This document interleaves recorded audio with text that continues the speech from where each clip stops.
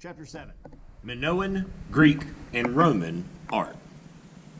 The ancient Egyptians passed on their artistic skills to other people who lived around the Mediterranean Sea. The Minoans, who lived on the island of Crete and in some other parts of Greece from about 3000 BCE to 1380 BCE, created art that showed clear Egyptian influences, including ways of drawing people and the use of bright colors. So we still, even though we're out of Egypt, we're still seeing these bodies and these figures drawn in that Egyptian style, where we see the heads in profile, and then we see the bodies, the torso from the front, and then we see the arms and legs in profile from the side. These painting styles spread across Greece and eventually to Rome.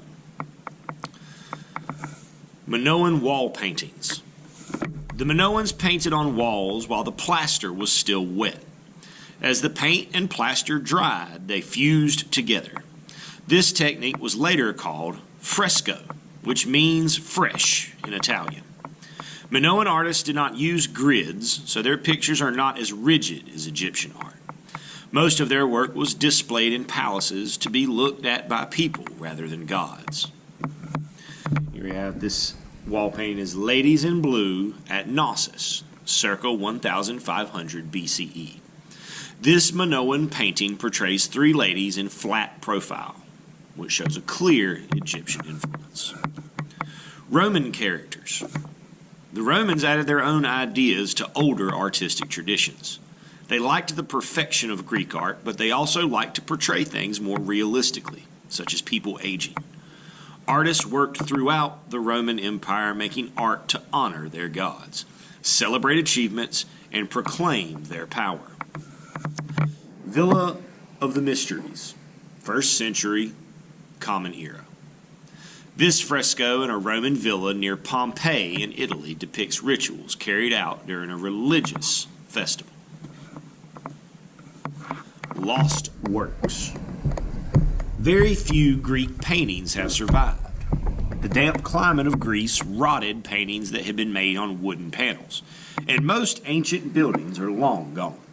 However, we have learned much about ancient Greek painting from the painted pottery they produced. Greek artists were also employed by the Romans. Some Roman art painted by Greek artists provides clues as to what the style of Greek paintings may have been like. This is a Panathenaic amphora, circa 500 before the Common Era. It's a large type of Greek vase, was awarded as a prize in sporting contests. This one is decorated with an image of a chariot racer in a style known as black figure, or also known as black and red. Lifelike Scenes. By 100 of the Common Era, the Romans ruled over a huge empire, across which Roman, Egyptian, and Greek artists produced all sorts of art, including frescoes, panel paintings, and mosaics. Over time, new paintings and mosaics.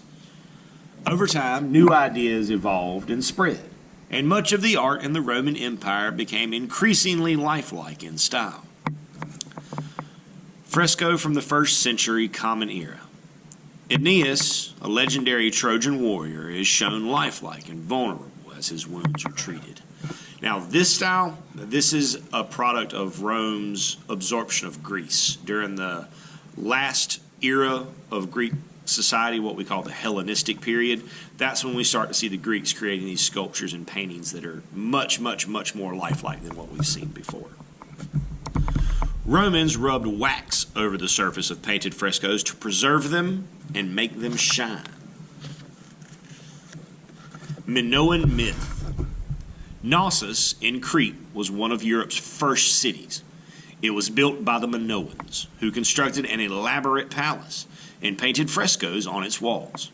This fresco depicts a griffin, a mythical creature with the body of a lion and the head of an eagle. The Minoans abandoned the palace by 1000 BCE. This animal, this creature, this is an example of how ideas move, because the griffin is not from the Mediterranean culture. The griffin comes from stories from the Middle East and from Asia. But the idea and that imagery travels. When people move, they take their ideas, their art, their legends, their myths with them. And we can see these ideas and these animals pop up in different cultures around and all over the world.